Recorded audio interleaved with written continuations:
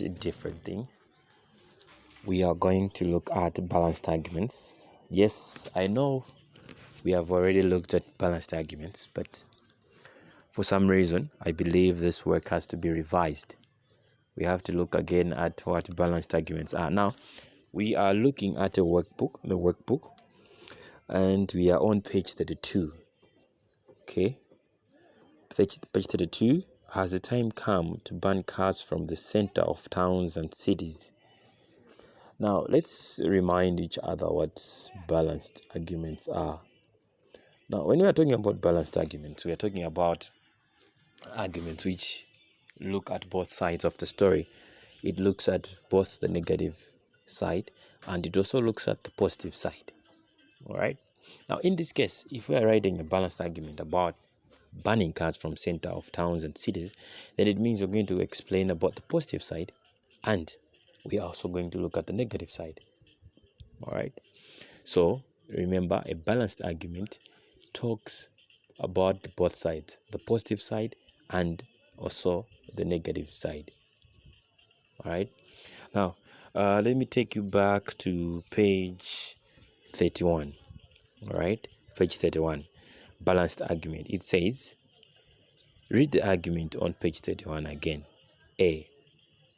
Give two of the main arguments against cars and transport. So, A, you are going to answer to give two of the main arguments against cars and transport. Against cars and transport. All right. Then you're going to go to B. Give two of the main arguments for keeping cars and transport. Main arguments for keeping cars and transport. And C, you are going to identify the phrase which introduces the counter argument. The counter argument on the other hand. So you're supposed to find a phrase which introduces the counter argument on the other hand. Now, what you're gonna do there is you're gonna read through the text. Has the time come to ban cars from the center of towns and cities? All right. So you are going to do that. Then you're going to answer question from question A up to question C. Now, we go down there. Write down two facts and two opinions used in the article. Which article are we talking about? We are still talking about the article about banning cars in the centers of towns and cities. So you're going to give, on the other side of the box, there is a fact. On the other side of the box, there is opinion. You are going to do that. All right. Now, we are on page 32, and it says, use the planning frame below to plan ideas for a balanced argument about whether children should decide on the time they go to bed and not parents. Ideas for the first paragraph have been written for you. Then write your balanced arguments on page 33.